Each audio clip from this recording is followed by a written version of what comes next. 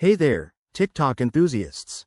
Welcome back to our channel, where we help you navigate the ever-evolving world of social media.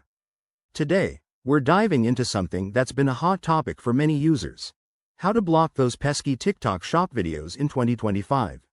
If you're like me, you love scrolling through fun videos, but those endless product ads can really kill the vibe.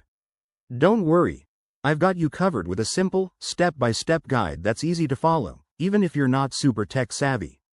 First things first, make sure your TikTok app is up to date.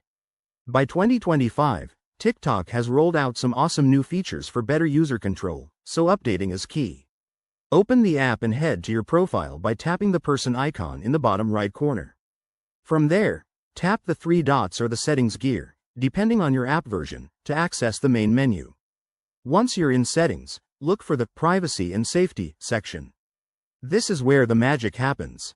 Scroll down until you find Content Preferences, or something similar. TikTok might call it Feed Customization by now. Inside this menu, you'll see an option for Shop and Ads Blocking. Tap on that, and you'll be presented with a list of categories you can mute or block entirely. Now, select TikTok Shop videos from the list.